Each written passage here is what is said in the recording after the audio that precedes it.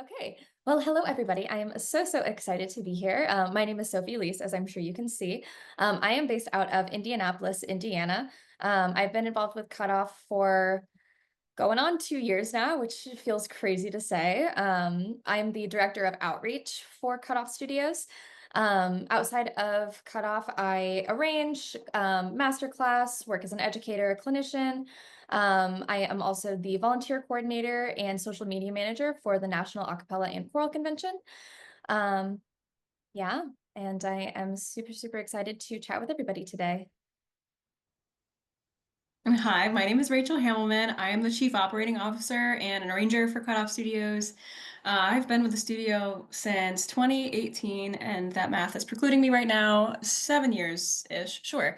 Um, and I joined actually just as an arranger, and then I ran our internship program for a little bit. And now I'm doing our operations, super fun HR finance things for that. But on top of that, I also am a clinician for workshops, our own, but also outside of that at the LA Acapella Festival and also at the Queen's Acapella Association, which is in Canada. And I'm also based in the LA area. So I am safe from the fires. And I don't know if anybody here is in the LA area or SoCal, but heart goes out to you if anybody has anyone that's affected by or if you're affected by the fires here. If you need anything, happy to help out in that aspect, but just wanted to give you all a virtual hug if anybody's dealing with that stuff. But yeah, we can move on from that on that note. Onto our agenda for the day. Yeah, so today is pretty straightforward. We are going to start talking about the basics of effective rehearsals. So this is going to be primarily geared towards collegiate level groups or high school groups that are student run.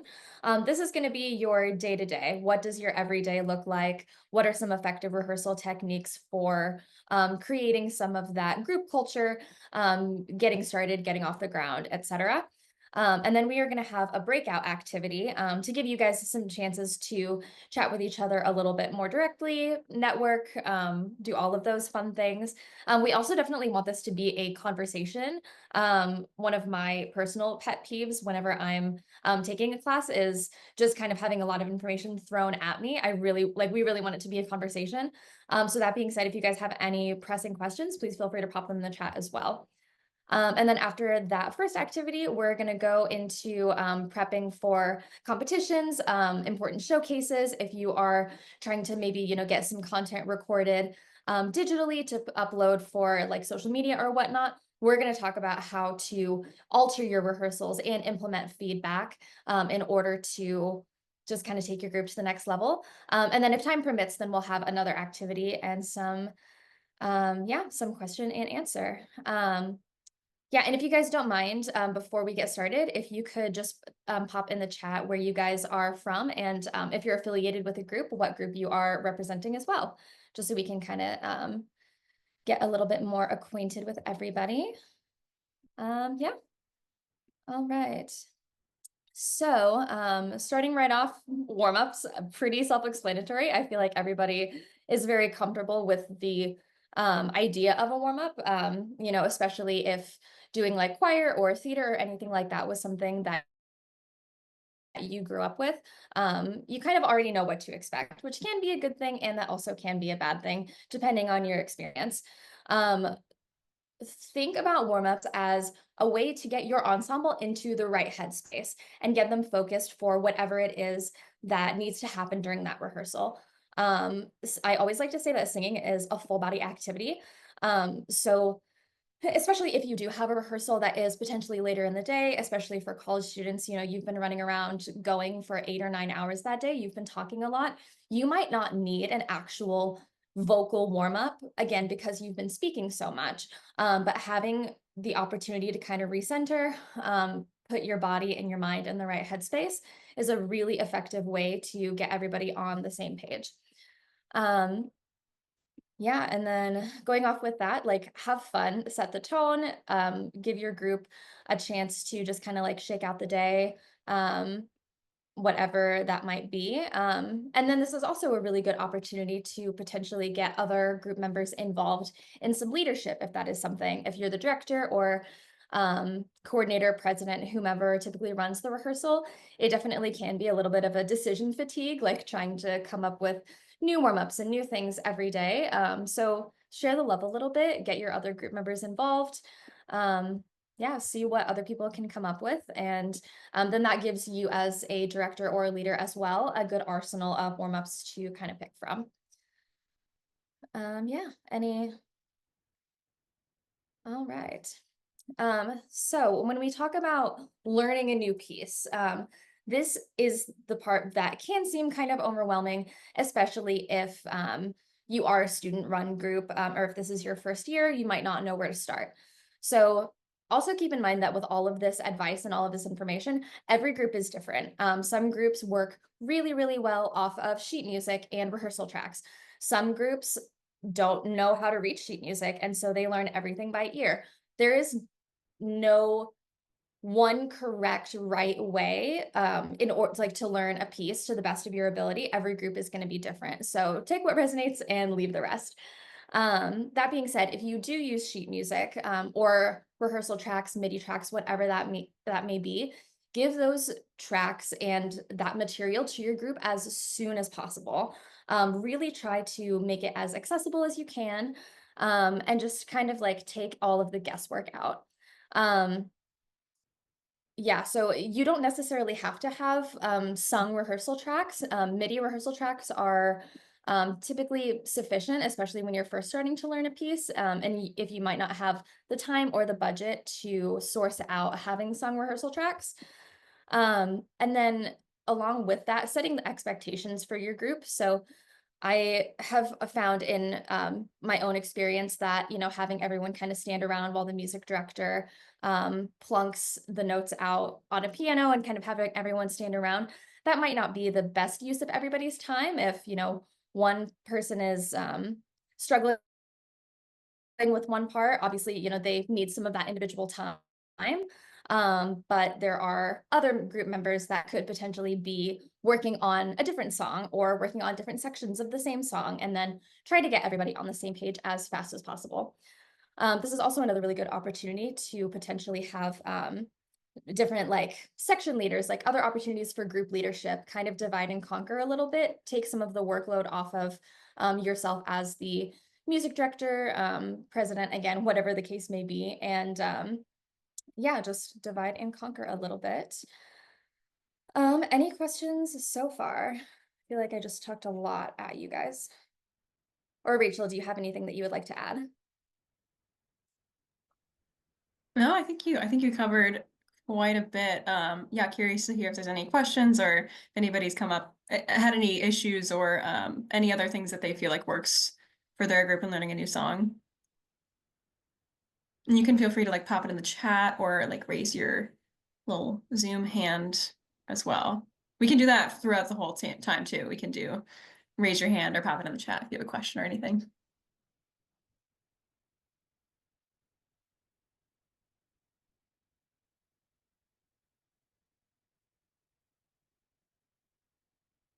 Cool beans. Yeah, so just kind of finishing out this section, again, once you kind of get your group's parts a little bit more solidified, that's really when making the music and like making the magic kind of starts to happen. There is not really a whole lot that you can do in terms of music direction until your ensemble members actually know the parts that they're singing. Checking parts in quartets can be a really good way to help reinforce some of that part independence, maybe pick out some really nitty-gritty spots. Yeah, and then practicing in sectionals, creating section leaders. And depending on what the arrangement is, listening to the original song can be helpful as well, especially with things like rhythm and finding a groove. That being said, if you are kind of genre bending or heavily altering the original, that could potentially be a hindrance. So use that at your own discretion. All right. And yeah, Rachel, I think we are good to move on unless there's anything you want to add for this part. I'd like to, I would just know on the listening to the original song, at least in my group, I always found it really helpful to listen to the original, regardless of whether you were genre bending or doing anything with it, just in case people like literally hadn't heard the original song before, had that a few times. So just kind of helpful for people to be like, oh, that's like what we're going off of here. I'm a personal huge fan of like a emo-ifying pop songs, so still helpful even if you do that. Troy, that's Um, a really good, oh, sorry, Rachel. Good. Yeah, Troy, that's a really good point as well. Like allowing the arrangers, if you do have an arranger in-house, allowing them to kind of explain their ideas and the flow, overall groove, make sure everyone's on the same page with that as well. Yeah, super good points. And kind of expanding also on what Sophie was mentioning, like once you have the notes down or are getting more into learning a song, it's not like, a new song really anymore for you all.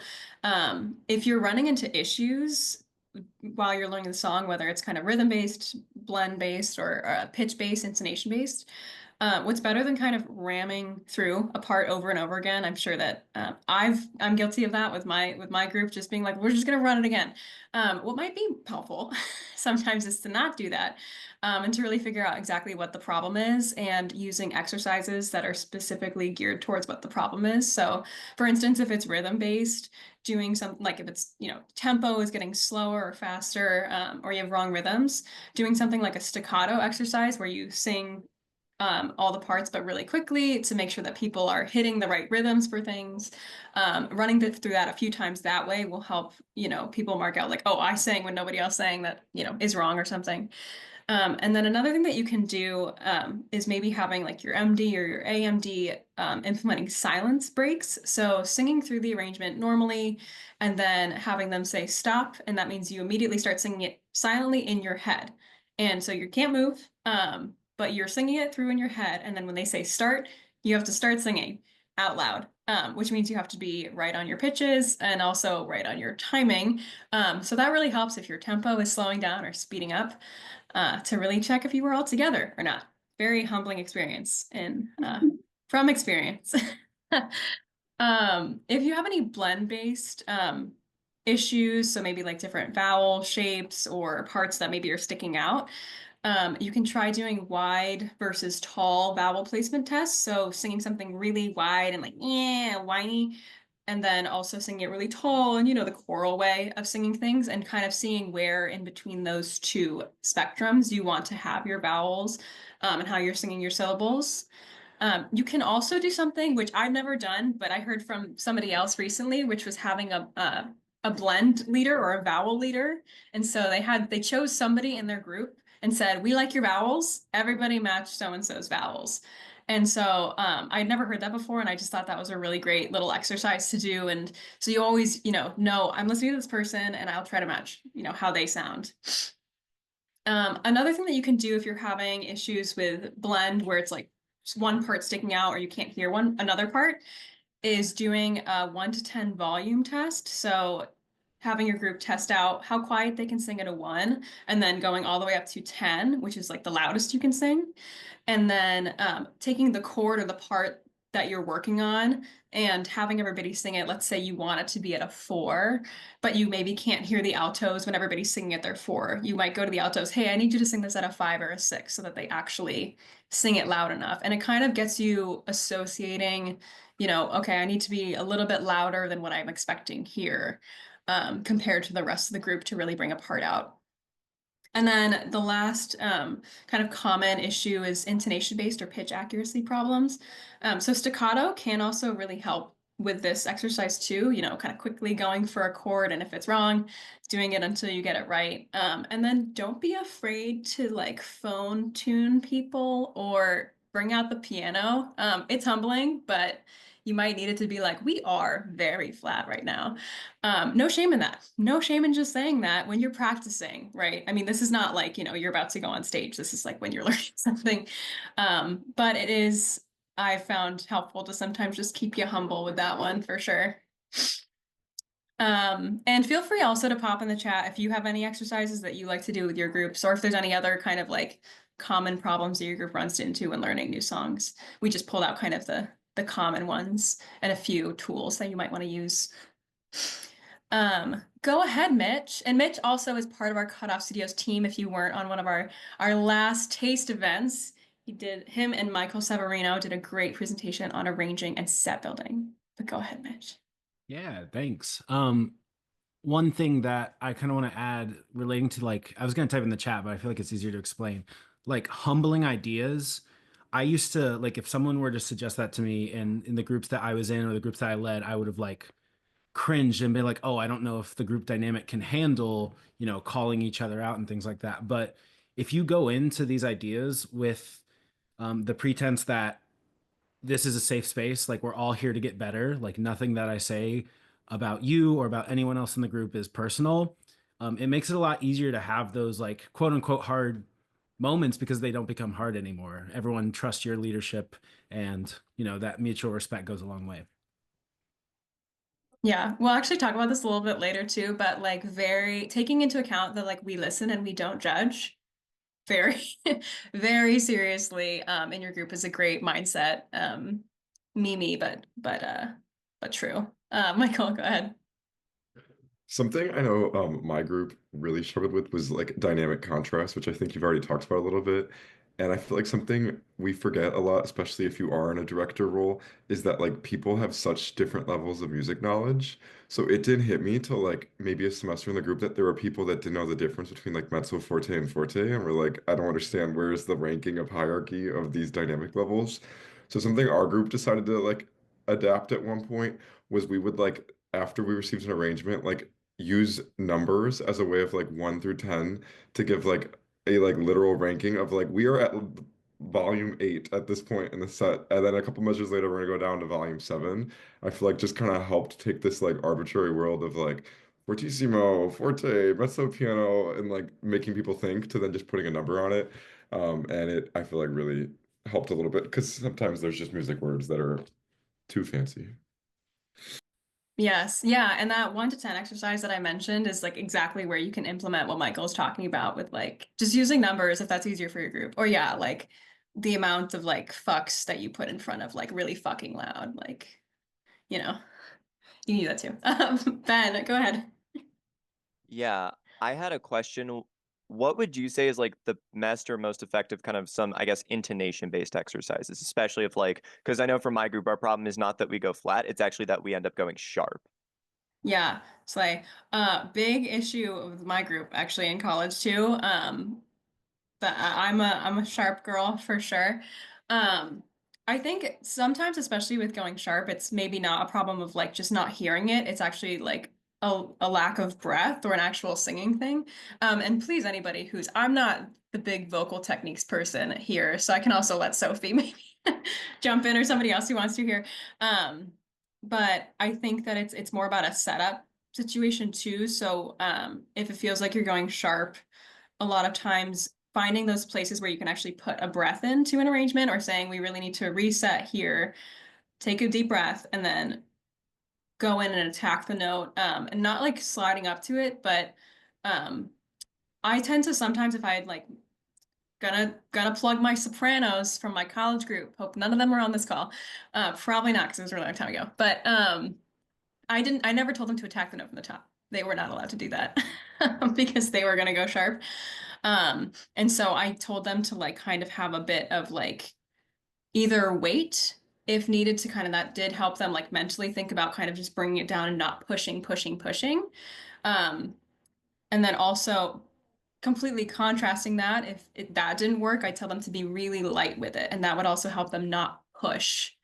And that would keep them kind of like lighter and softer, and so they wouldn't be pushing that sharp. Anybody who has better vocal technique knowledge than me can feel free to save me. Yeah, Rachel, we would do pretty similar things. And Ben, to your original point, I feel like with a lot of the groups that I've worked with, some intonation issues typically come from some form of lack of groundedness, whether that means feeling a disconnect within your body or within your breath or within your group. Those are typically the three big things. So I will literally have people like, stand shoulder width apart, 1 foot in front of the other and then like bend and then physically lean back as they sing, that's going to automatically engage your core muscles and kind of trick your body into thinking that you're falling. So you don't really have a choice except to engage your core and really connect with that breath. And then other than that, yeah, some more traditional breath exercises are helpful.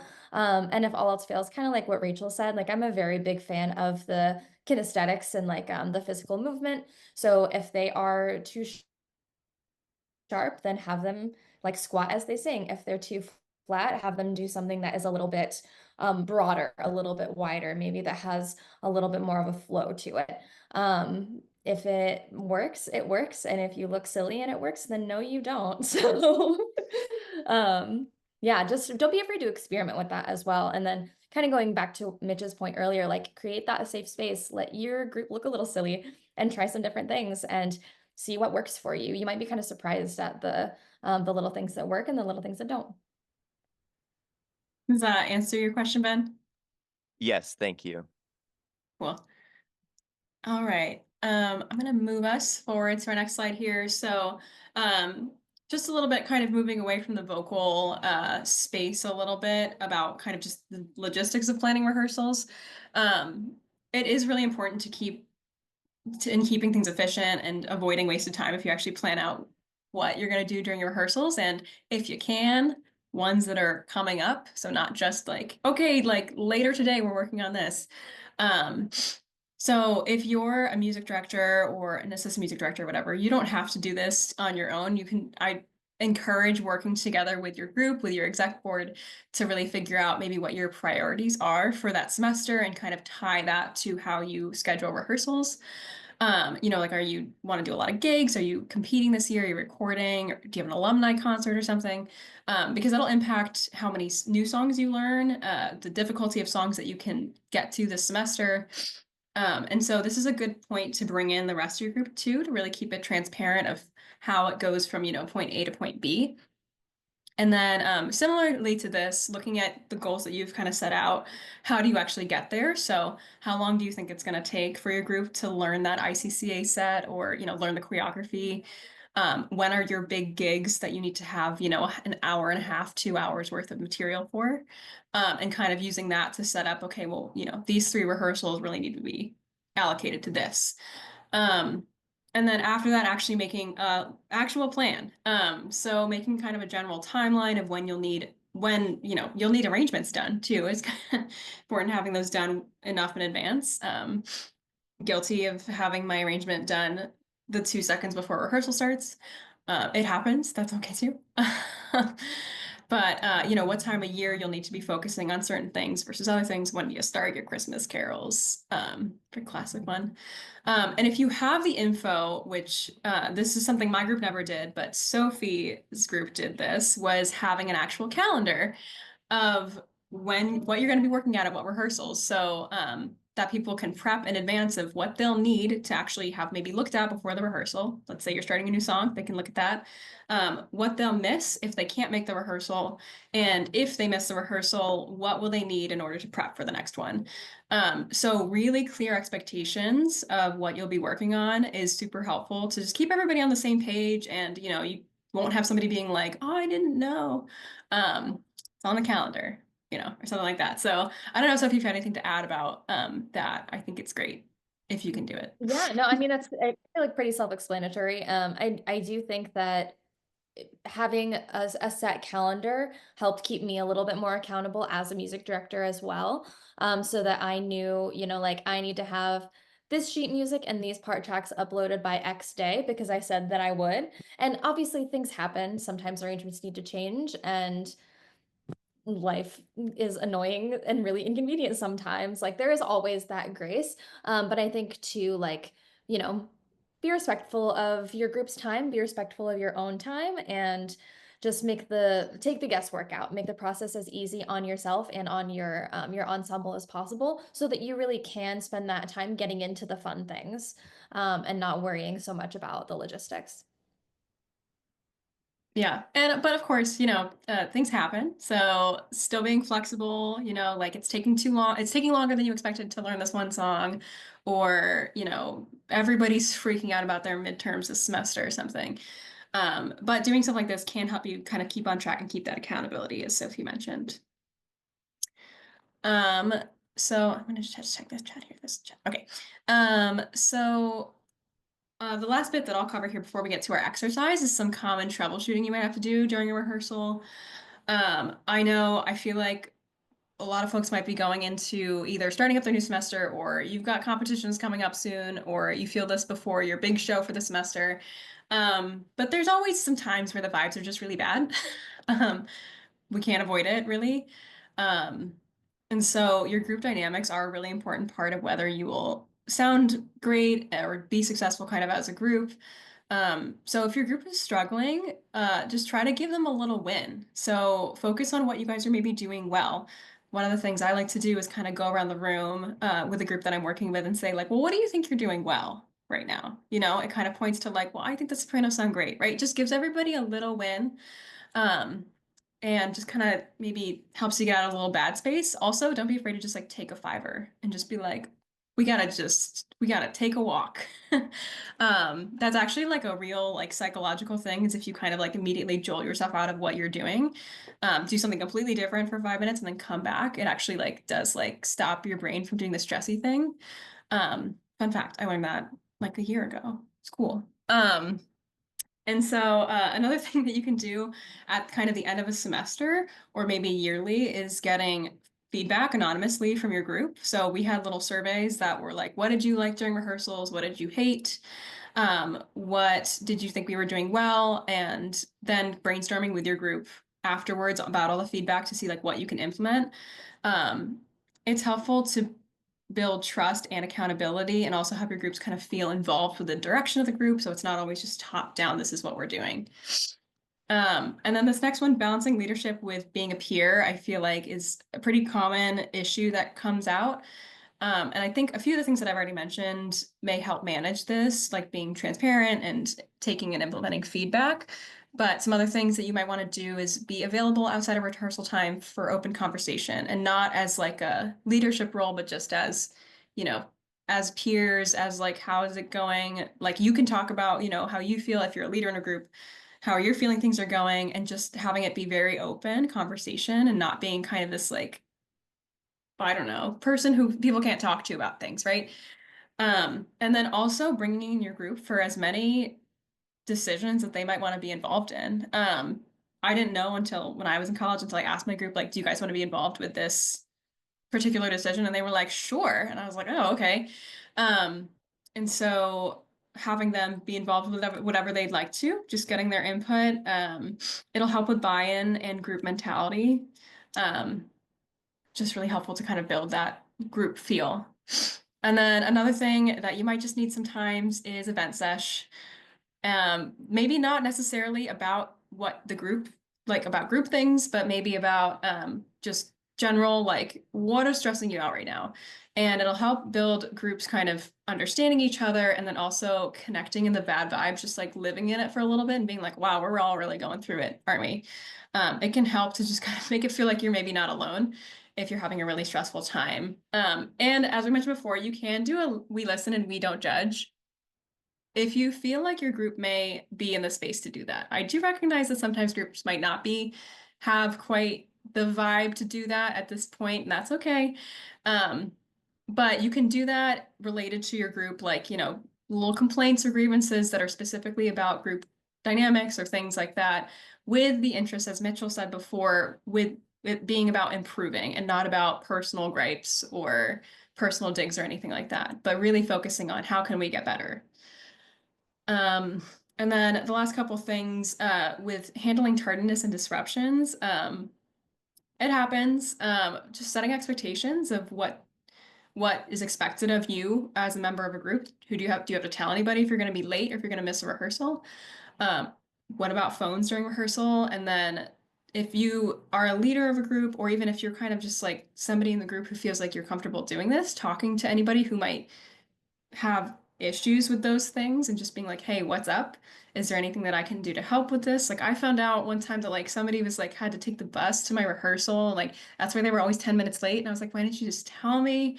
So you don't really know all the times why people might have issues. And so just kind of starting those conversations individually and private so that it's not like airing it out to the whole group. And then coming up with ways for your group to be accountable for each other and hold each other accountable. Actually, one of my favorite things that my group did was we all brainstormed what to do if people were late.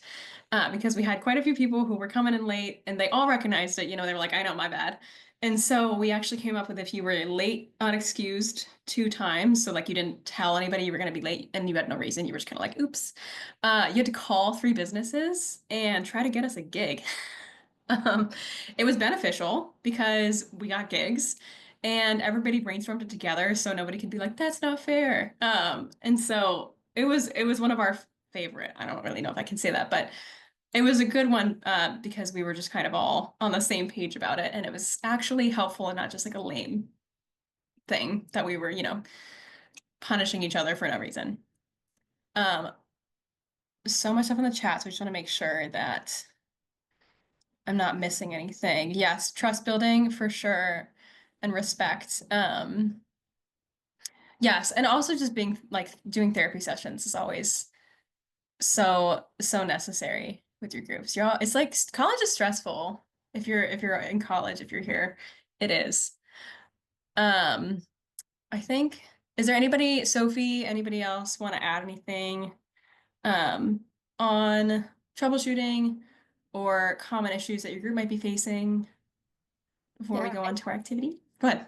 I think a big thing that I've noticed a lot of groups kind of run into, and my group definitely experienced this as well, is being on the same page with the level of seriousness that your ensemble takes your performances and your competitions.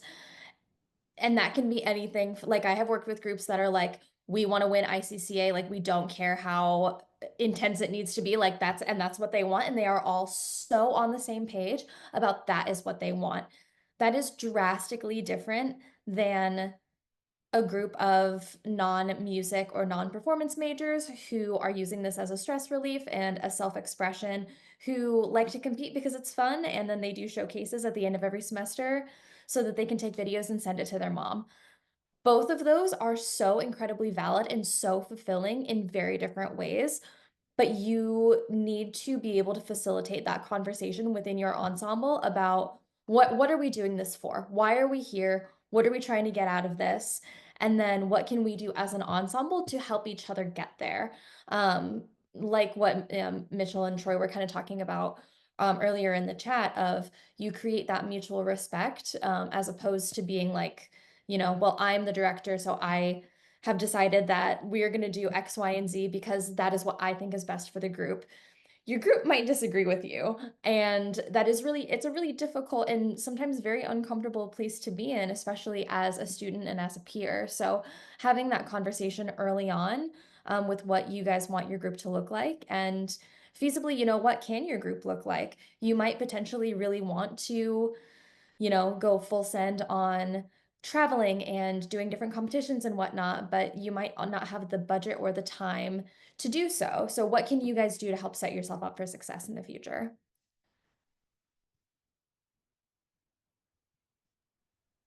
Sorry, I lost my screen for a second. Okay, so I think we're gonna go to our first activity. So I think Sophie, if you want to go ahead and set this up, I can set up.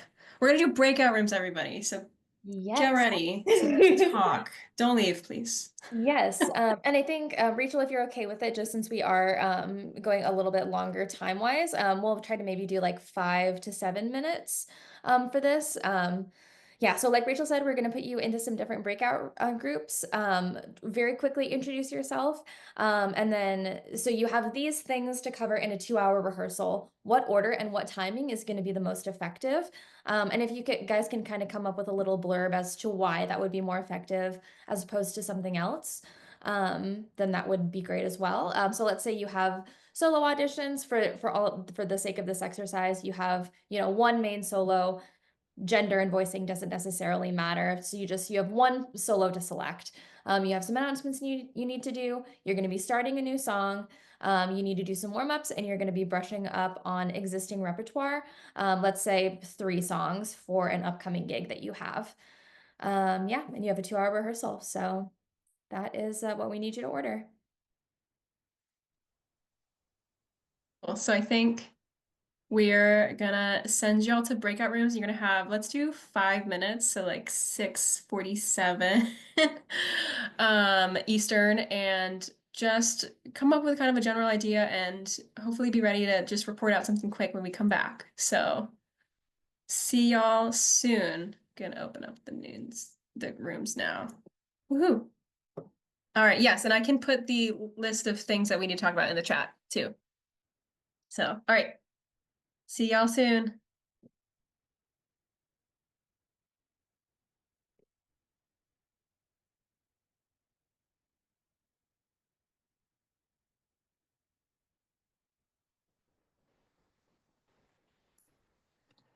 Me too. Hi, Sri. Hey, how are you guys? Good, good. Sorry, I'm gonna pop you. Do you want to join a breakout? Oh, also hi, Troy. I don't know if I feel like. Do you Yeah, guys here? breakout was fun. Let me put y'all in some breakouts. I also have to send over the list of things to work on. So, sorry, I have like a couple things I need to do here. So, No worries. this message. Hopefully that will go through. Did that look okay? That list? Cool. Troy, I'm gonna pop you into a breakout room if you don't mind, so you can chit chat with people. Oh, but I don't know. It says don't not joined though. Oh, you are part of a breakout.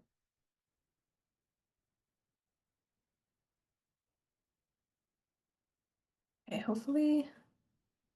It looks like he might not be connected because he just joined from a different place. Yeah. Wait. Hey, Troy. Hey, sorry, it seems like it kicked me out when you put in the breakout rooms. Oh no. Okay, all good. Here, let me pop you over to your breakout and hopefully this works. All Sure, sounds good. right.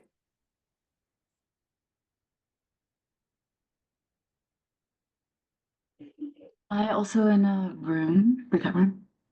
I don't have, do you want to go to a room? I didn't want to. Oh, if you don't mind. I'm not sure what we're discussing, but be happy to join. We only have a couple minutes left, so I might actually just maybe you can sit this one out. They were talking about they have like basically a 2-hour rehearsal, and then we gave them like a list of things to put in an order and how much time they want to work on it. So Cool.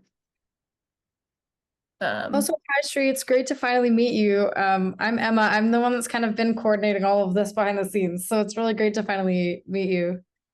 That's nice to meet you too. I think I remember your name on one of the emails. You're interning right now? Yes. Okay. So this is actually the end of my internship, but I'll be working with Kyle with audio production this spring.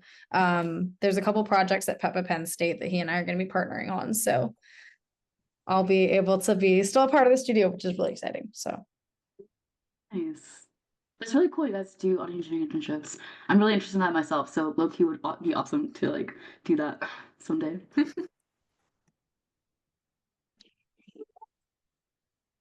gonna send a little 1-minute reminder, maybe.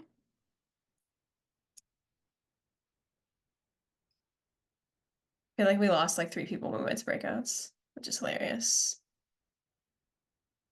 Yeah, Sophie, I can send them to breakouts for the next time too. Yeah, so funny. This is Sri, this is like was the first time we're doing breakouts for one of these, and so curious to see that like people were like, oh, breakouts, and they like literally left. Just so funny. Or they maybe like thought, I don't know, like the option where it says leave the meeting or like go to Yeah. breakout room, one of that would have been confusing. Maybe. Or they just hate talking to each other. Puppy! Puppy. my boyfriend and I just got a dog. This is Creepon. He's like 4 months old. Oh my goodness, he's He's a so little cute. He's a bear. golden doodle. Oh my gosh. He's so adorable. How long have you had him? We've had him for like a month. And you or didn't so. tell the studio because It's a lot. It's a lot. We've been having to figure out because my boyfriend works a like 9 to 5 and we don't live together. And Croutons that is technically his dog. Like he's the one that adopted him. And so he lives at his place. And so we've been trying to like figure out the whole like coordinating everything so Crouton's not alone for more than a few hours. Mm-hmm. But Aw, so cute. I do, in the interest of time, I do want to bring us back. Sorry, like the room's back if we're all good. I do want to hear more about Crouton, but we're also running. You're good, you're good, you're good. All right, I'm gonna bring everybody back. So sorry, really quick. I do have another meeting to hop on soon, but I'm glad I could stop by. I hope Oh the yeah. session Oh, was good. good. It was so good to see you. Yeah, you too. Bye. Okay, bye. Sup, everybody. Sup. I hope you had so much fun in your breakout, being forced to talk to people that you don't know. I also hope you introduced yourselves to each other, too. Sup. All right, I'm gonna share my screen again.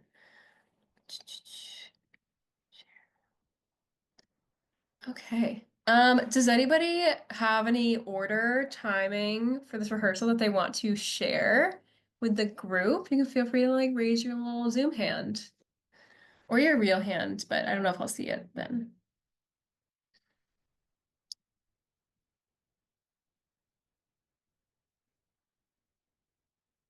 Just need one person and then I'll feel satisfied to move on. Go ahead, Ben. Thank you. All right. So in our breakout room, we talked about how like kind of typically we all agree like the start of rehearsal is announcements and then warm-ups. And assuming they're not like super long, like no one's warmed up, it's early in the morning, or like you have a bunch of announcements, those should typically take at most like 20 minutes. Pretty good. Yeah. Sounds good. Anything else that anybody wanted to add about what they talked about? Their rehearsal? I can jump in and say some Sure. stuff about what we talked about.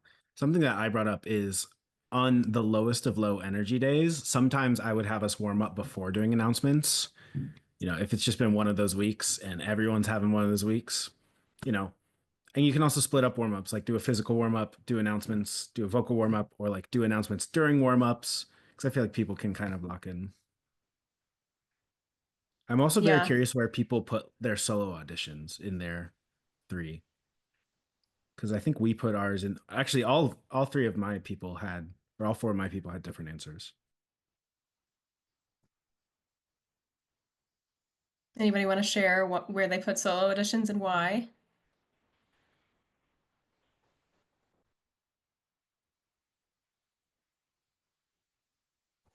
Got a chat in here. Let's see. No, oh, none were wrong. Yes. No. It's me. Never wrong. I'm chatting. Whatever works for your group. Yeah, I think kind of the point of this exercise was just to see everybody does things differently too, and I think everybody knows their group the best, right? So just kind of hearing how other people might do things differently from you, and if you want to try out any things that people mentioned in your little breakout, just helpful to kind of mix it up sometimes and see what people outside your bubble are doing. So, Sophie, anything else on this activity, or do you want to, shall we move along? Yeah, not particularly. I mean, I definitely agree that like starting with warm-ups and announcements at the beginning of a rehearsal is going to be the most ideal, like we talked about earlier, to just kind of focus your group's energy and whatnot. But then the other 3, truly, I feel like you can justify any which way. And it might depend from day to day. Like Mitch said, you know, sometimes the energy for your group is different. So it's okay if you need to pivot sometimes. Yes. I got a hand raised. Go ahead. Sorry, it took forever for me to find the raise hand button. Right, so the way that my group does it, we'd usually start with announcements of course. Sorry, there's a call. Oh, okay. Right, we'd start with announcements, continue on to warm-ups, and then we'd immediately go into solo auditions if we have solo auditions that day. And depending on how many people audition, like let's say half the group, so like all of the sopranos, all of the altos, are um, auditioning for one solo, that could probably take the entire 2 hours because, listening to everyone singing, writing down our notes, and then deliberation, that's probably going to take at least an hour if all those people are auditioning. And then we'd have to at least sing the song with the new soloist at least like twice, you know what I mean? Um, but assuming there's only like two or three people auditioning, that's going to be a pretty quick audition, and then we'd probably move on to brushing up on existing rep for like an upcoming gig, and then I'd probably never start a new song the day that we have auditions unless it's like absolutely necessary. So I'd probably save that for another rehearsal.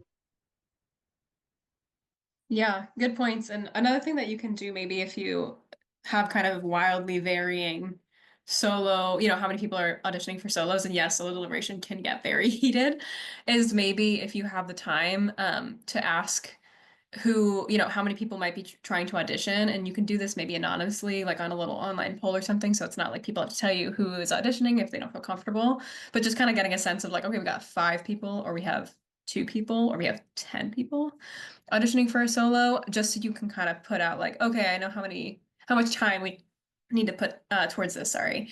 And Troy had a good point in the chat too. Another idea is maybe putting solo auditions or starting a new song last, because if you have some other high priority things, maybe for brushing up on existing rep for an upcoming gig, and you need to go longer on those things, you can start solo auditions or pushing a new song asynchronously at the same time as well. So good points. Thanks, everybody.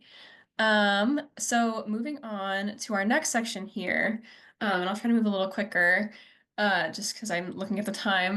But we have some ways to kind of alter your rehearsals for pre-competition or pre-show things. So we've got some general notes, some additional rehearsal tools, diving deeper into the music itself, what to do your day of performance, and then implementing feedback from that you get maybe from a competition or something into your group's arrangements moving forward. And so just some general notes. Let's say you're within maybe like 2 to 3 weeks. You should probably know all your notes by now.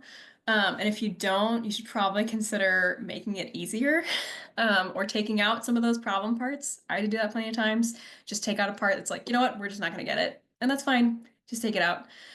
Same thing with choreography.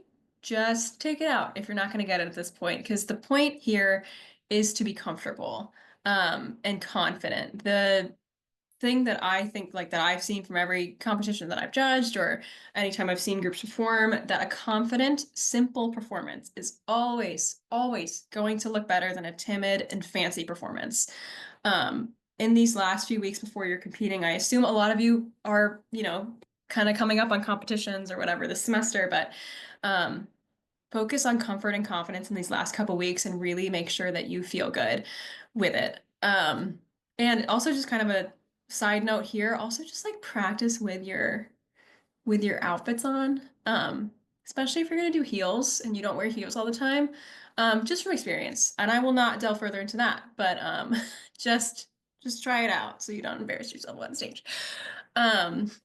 So for this next bullet, for like doing a silly one, I want to pop it over to Sophie to talk about an idea to help you during these last few stressful weeks before a competition. Yes, so this is something that I've more done in theater performances, but we have done it for like show choir or a cappella as well. We would literally call it a fuck through, which is where your big priority is to hit your blocking and hit your timing. Everything else, you want to do this, you want to do your solo with an Australian accent? Sure. You want to change the words and add riffs like Christina Aguilera? Okay. You should not care about how you sound in that, like, do some sorry, Mitchell. Like the whole point of this is to have fun and to be silly, and obviously like don't, no skrelting, please don't blow your voice out, but especially when you get to the point where you have done the same 10 or 15-minute set ad nauseum, you get a little sick of it sometimes. So the demonetized on YouTube, that's crazy. Oh, that's so funny though. If only we were monetized on YouTube already. Well, that's, darn. Anyways, the whole point is to kind of like have a little bit of a reset, and who knows, maybe you'll find a fun little thing that you really enjoy doing, or that's beneficial for your ensemble to include. I would not recommend doing it more than once. Once is plenty. It's like we're kind of sick of our set. We'll have a nice little reset. You do it once, you giggle, and then you move on. Yeah, so that's the now do a silly one. Yeah, we decided that we couldn't put the F word on our actual PowerPoint. So, Michael, go ahead. Similar to that, something I feel like I stress in my group a lot that I feel like groups miss out on, especially on rehearsals close to competition, is we get in such a habit of like when someone fucks something up, they like make a big announcement. They're like, sorry guys, like let's restart, like I messed up. And like when you get closer to competition, like you need to start normalizing, like if you're gonna make a mistake, like the show goes on. Like we can't have these stops every time something goes wrong. And I feel like groups need, as you get rehearsed closer and closer to competition, need to practice what it's like to move, like almost to have errors and still go on. So I know like I've done similar to this, like I did a rehearsal once where I was like, we're gonna run the set and I want you all like to find somewhere to intentionally like mess something up right now so you can practice what it is like to like get out of groove and back into groove. Because I think if you crumble at any, like you're bound to make many errors, especially on a competition set. So just know it now and just be aware that's gonna happen. Yeah, super, super good points. And just sometimes the answer is just take a break. If you're like feeling like I just can't, just take a little break. Like I mentioned before, just take a little breather. And if you can, like sometimes just build in a little bit of fun activity with the group. Remember, you are here for fun. It is college a cappella. It's not the end of the world. So just like find some time to still like be friends all together too. And don't forget about that part because it is crucial when you're in the high stress times to really just remember you're all in it together. Some other just quick, I'll go through these, some additional rehearsal tools is bringing in a clinician.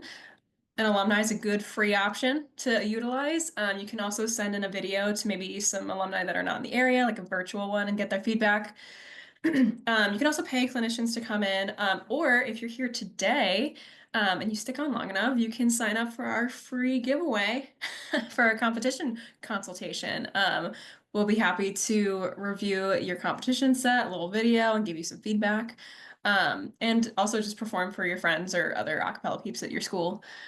Just get some feedback is super helpful. And next, just recording yourselves. It sucks. It always does. Just do it. Watch it. You're gonna cringe. It happens. Try not to cringe. Be better, you know? Same thing with mirrors. Just gotta look at yourself. There's no other way to get better besides just really being like, wow, I look like an idiot. It happens. If you have access to mirrors, obviously, quick story, my group found access to mirrors at my school. Turns out we really pissed off some dance groups that wanted the room, but we had booked it first. And so they did get all the a cappella groups banned from using the rooms with mirrors. So just make sure that you do that tactfully if you're going to use rooms that are used by other groups. And then also if you have access to work with a sound system, that's super helpful. I know it's not really common, but if you can get used to hearing yourselves on mics, holding mics is super helpful. Maybe if there's a student group that has, microphone set up at your school is really helpful. And then if you can't though, practicing with something like a full water bottle or something that is as heavy as a microphone will be, would be really helpful. Don't practice with your phone. It is not heavy enough. Microphones can be between like 1.5 pounds to like 3.5 pounds. So that's heavy for like 10 minutes or however long your set is. Finding something heavy enough to practice with is very, very helpful. And like I mentioned before, just practicing with your outfits on so you don't fall on the stage in your heels. Don't Google that if you're looking for that. Don't Google me falling. So anyway, so I think I'm gonna pass it over to Sophie for our next few slides. Yes, so this is at the point an idea That's a really good idea. Slay. Yes, so all of the next things that we're going to be chatting about are a little bit less to do with the technical elements of your performance in terms of dynamics, intonation, et cetera, and more into the overall meaning of the performances that you're giving. So similar to kind of what I was talking about earlier with making sure that your group is on the same page with the intensity of which you are going into your performance competition, whatever that may be. This is a really good opportunity to check in with your group and make sure that you're all on the same page in terms of what this song or this set means to you. Especially with some of these things, it can be a little heavy. So boost morale, check in with your group, see what they need. And then, yeah, if you are able to dedicate an entire rehearsal to talking about meaning for your set, then that would be kind of a good way to break up some of the monotony, of going over things over and over again as well. Allowing the arranger, choreographer, soloists, etc. to speak about the song and overall vibes. What are you guys feeling, and then what are you trying to convey to the audience as well? Use it to have a good reset. And if this could be anything from take a couple minutes and write some things down to share with the group. This could all be like everyone sitting in a circle and just kind of chatting, free flowing, whatever you think is going to be the most beneficial for your ensemble, go that route. And then just kind of a more technical note in terms of preparing for your competition or your performance, know when to stop going full out, both for movement and then also vocally.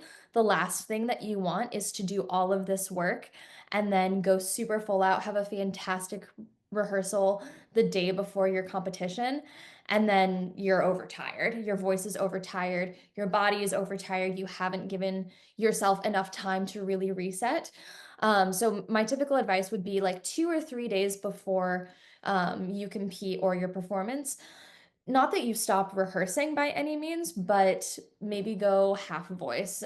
Maybe, if you have some really high notes or some really low notes, things that are more physically taxing, do it at about 40 to 50% capacity to really give yourself that grace. The dry week leading up to competition. Absolutely. And then so that's perfect segue, Rachel, if you could go to the next slide. Please, for the love of everything a cappella, do not go out partying the night before your performance. It's not worth it. It's not worth it. Breathe, stretch, and drink water. So we're talking about day of your performance now. You can't do anything else. Like your set is done, your choreography is done, all of the rehearsals that you're rehearsing is finished. Stressing out about any minute detail at this point is not going to be beneficial for you or for your ensemble. That being said, do everything that you can logistically and administratively to set your group up for success the night before. If you're traveling, maybe make a little, things to take with you sheet, send it out to your group. Obviously, they're adults, and also sometimes having the little gentle reminders can be helpful. I know they definitely are for me when I forget random things like deodorant or my pitch pipe. At the end of the day, we're all just people just trying to make sure that we have as much of our shit together as possible. Rachel or anyone else, you guys have anything to add for what to do day of your performance, or diving deeper for the meaning of your sets and whatnot? This is I could really. just Oh, Rachel, you go first. I was gonna say I just wanted to actually call on a point that you talked about earlier, Michael. It's just at a certain point, it is what it is. So don't stress. There's only so much you can do. So I just really do want to emphasize that at this point it's all about just being confident and just going out there and doing what you've trained your body to do, what you trained your voice to do, and you'll be fine. And moving past those little tiny fuck ups is key to just don't stress yourself out about it. You gotta just keep going. Train forward. That's all I got. Go ahead, Michael. I was just gonna say something I feel like I've seen having like been at day of different ICJSA and ICCA competitions that is just sometimes always a disaster is groups do not prepare what they're doing for their sound check and it hurts them so badly. So something I got my group to implement after I saw these disasters happen was like the week leading up to show, we would rehearse our sound check as like a way to be like, all right, 15 timer, let's practice right now. Like, what are the 4 things we're doing during this time slot? Especially if you're a school, like we didn't have access to mics. So we knew that like those 15 minutes are our only opportunity to hear what we sound like with mics. And so I just feel like it's a really valuable time for a lot of groups that like does not um go that sometimes can be used differently. And to the question I got asked, I think groups do, like my group did, but I think it's good to account for like our group would practice with like monitors before we ran the set just so we could hear who needed upped and more in the monitors. And so I feel like just figuring out like minute by minute what you're gonna do in the sound check makes it a less stressful day as well, because clearly there's a lot of other stressful factors that are already going on that day, and a bad sound check will just lead to a bigger disaster.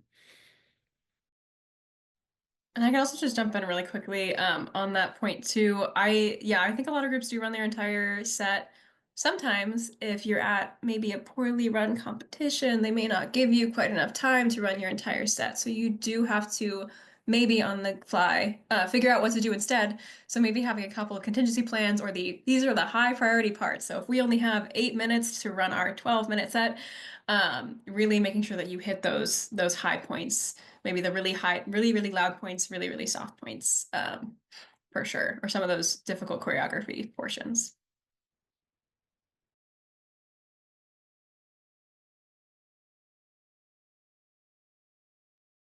Amazing. Anything else? Anyone else have anything before we go into the last slide? And we'll have a little bit more time for some like question answer things after this as well. Okay, cool beans. Yeah, so you performed, you got some good feedback. So what do you do now? Especially if this is a situation where, you know, if you use ICCA as an example, you're advancing from quarterfinal to semifinal. What do you change about your performance? Do you change anything about your performance? So step number 1, I would say, is going to be reading through the feedback as a group and watching your performance at the same time. Like Rachel said earlier, this can be a little uncomfortable. I don't know about you guys, but I hate watching myself perform like that. It makes me feel kind of weird. And also you just have to kind of get over it at a certain point. So if you're able to, you know, give those feedback forms to everyone in your group, have everyone kind of take a look at it. And then, yeah, decide what is fixable and what is not. So, for example, you know, blocking over by one person because things ended up looking a little bit off in a way that you didn't expect. Or, yeah, this dynamic that we tried really didn't translate or resonate as well. So, you know, let's tweak that. Those would be things that I would consider to be like feasible and fixable within a couple week time period. Changing a large section of an arrangement, changing soloists, changing vocal percussionists, swapping songs entirely. Those are going to be things that, you know, might hinder your group more than they would help. So kind of use that up to your discretion, and then also your group's bandwidth as well, to decide what is going to be worth changing and implementing, and what is, you know, we are going to edit it to the best of our ability, and you know, make it fit, and we're going to make it work.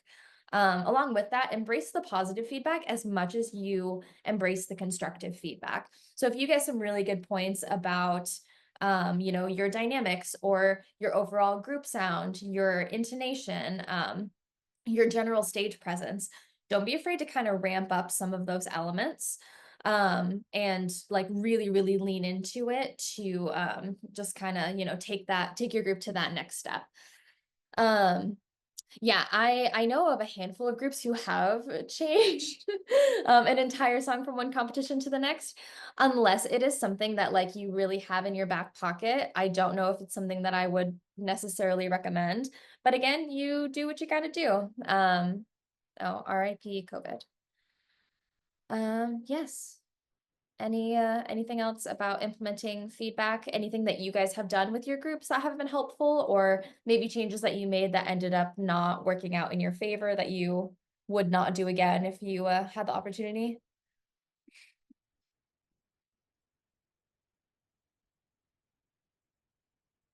Yes, absolutely. That's a wonderful point, Michael. Definitely, even if you don't advance or, even if you're not planning on competing at all, maybe this is just, feedback that you got from an alum or a clinician or your mom or whoever.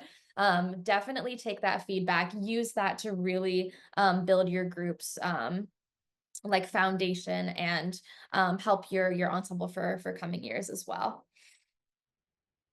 Oh I yeah. cannot, I, I was gonna say I cannot speak highly enough about getting a clinician in. Just like anyone, it could be like a faculty from your music school, it could be a judge, it could be some random person you met on a Zoom meeting. But we brought in 3 separate clinicians last year, and it like our products between levels of competitions improved so dramatically. It was like night and day. It was super awesome.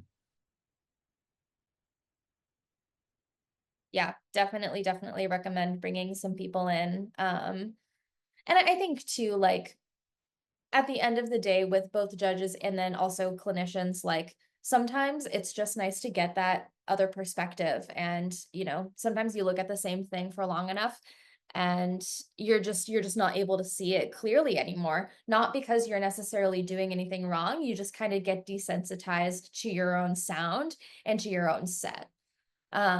Yeah, and just like Rachel said, judges are just Aka nerds. A lot of people would be absolutely over the moon to be able to network and connect and just kind of geek out with you guys a little bit. So yeah, definitely do not be afraid to reach out and ask for some of that feedback.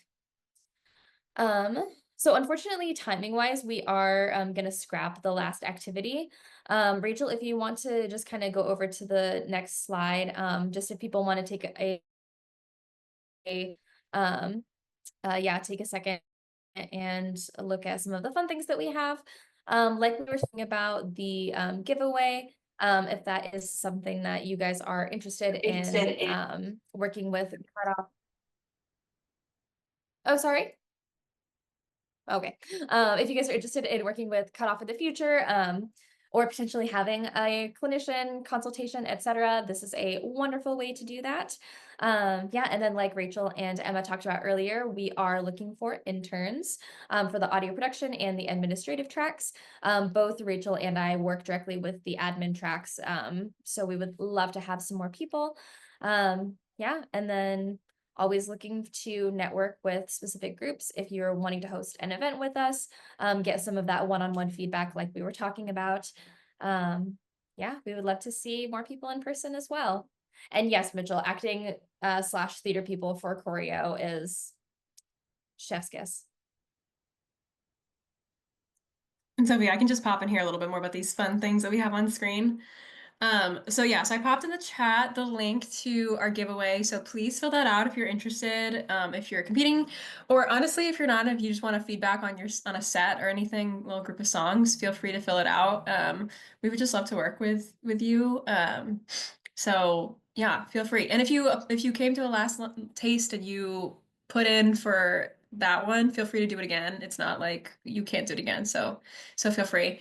And just to kind of give a little bit more information on the internship, the applications are due January 26th. So that's coming up in like 2 weeks. Our information can be found on the website for applying. Super low key. They're all virtual, so you can be anywhere at all to be an intern with us. Audio production track, super fun. Mitchell was one of our audio production interns back in the day. And so, yeah, super fun. And as Sophie said, we've got the administrative track too, which is a lot about outreach and fun administrative business, music business things. And also, if anybody's interested in hosting an educational event with us, I know Emma mentioned this briefly earlier, But we host educational events and are always looking for potential host groups to work with us. And you can be anywhere in the country.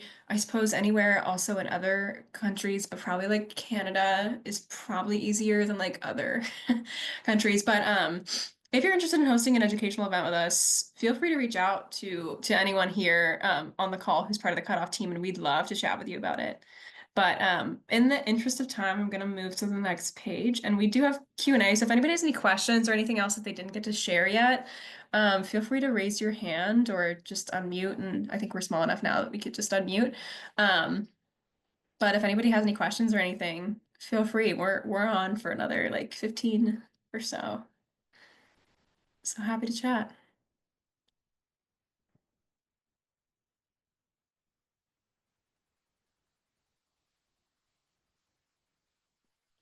Yeah, thanks, Ben, for coming. Appreciate it.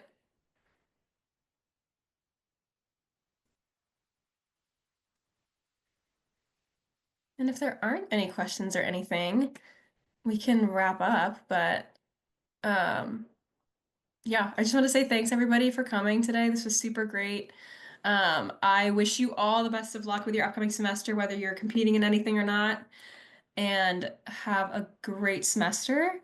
Have a super fun time. You can contact me and Sophie here.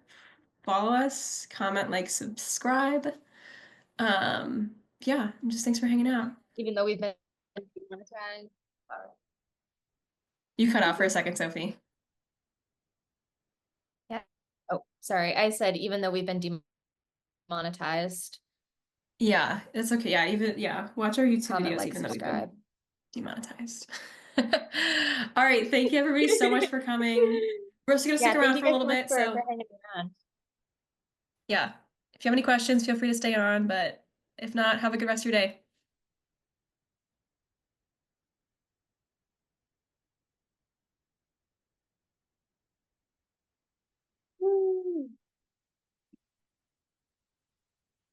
I just have a quick question about if you guys have any exercises for boosting group morale. Like, if you step into a rehearsal and you realize everyone's really tired and stressed out, like, is there anything that can instantly, get everyone's energy up?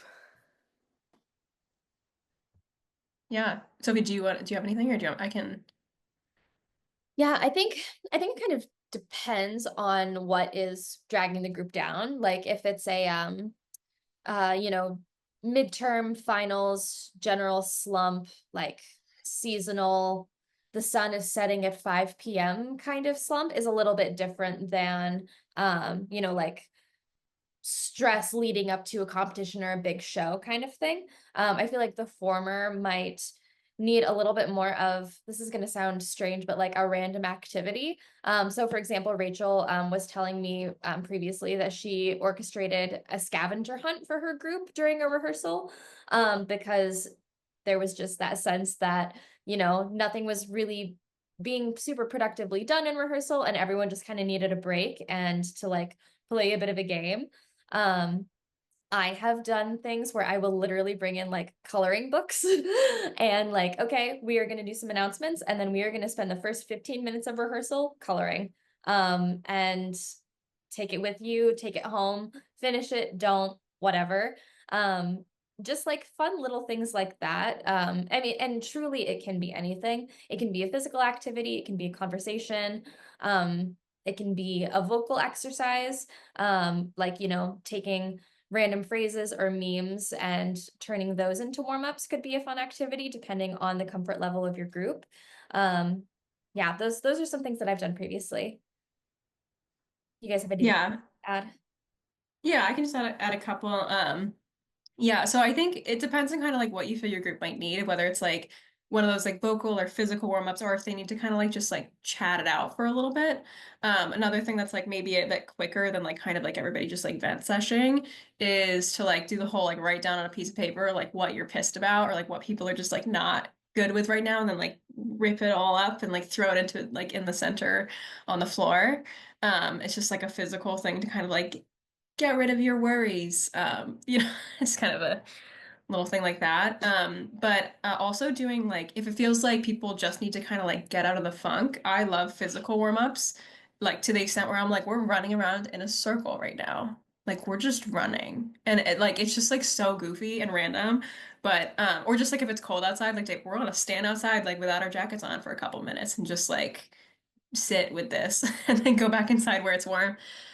Just to kind of like jolt you out of the state that you're in and be like, all right, now that we got that out of the way, we're gonna move on to like, doing more productive things. So yeah, a couple more ideas. Mitch, Emma.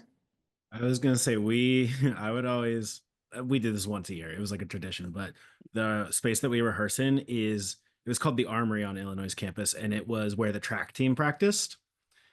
And so we would run around the hallways above the track. We would do one giant lap. It was huge, and we would sing the whole time, and we would just like basically full out sprint it, and that was enough to get the endorphins going. Would you like sing the ICCA set, or would you sing something else, just random? We would sing our fight song that we had an arrangement to, which was much more fun than the ICCA set. But like, I wouldn't do it for like your slow ballad in an ICCA set. But like, if you have an upbeat section, which I know you guys do, maybe do that and just like smile and laugh. It doesn't matter how good you sound, how bad you sound. Just go have fun. One thing that my group really enjoyed doing, so we only rehearsed twice a week. We never like competed for ICCAs or anything, but we had a 3-hour rehearsal Sunday afternoons. So for the first part of that, and then sometimes like in the middle, if we just like, because we would take a break in the middle, usually like we'd go an hour and a half and then we take like a 5-10 minute break and then go for another like hour, 20 minutes. And we would do a Just Dance episode or two. So like usually you'll find like the fan made recordings on YouTube of any given song or whatever. And it's really fun, and it kind of just gets people to like be silly, especially if they're like the duet ones or like the group ones where there's like 4 different people on the screen doing different things. It can be really fun to just kind of let people be childish and everything. And so that was something that we really enjoyed doing. In addition to like, because warming up your body is just as important as warming up your voice and warming up your mind and like kind of getting yourself just ready for rehearsal. So that was also a really fun thing that we did to just, in addition to stretches, we would do it like a just dance thing to get ready to sing. Awesome. Thank you guys so much. Thank you, Rachel and Sophie, so much. We're like a really new group, and this is our first time doing ICCA, so this is extremely helpful. And thank you, Rachel, for working with us. Yeah. Oh my gosh, so exciting. You're gonna kill it. Yes, congratulations. That's so exciting. Yeah, I'm that's so so excited. fun. Yeah, I Yeah. would like to get a video of it whenever you guys perform it, because I want to see what the choreo is with it. Yeah, we're very nervous, but very exciting. Yes, guys no, got it. yeah. Oh, Yeah, so great. absolutely. Well, best of luck. Yeah.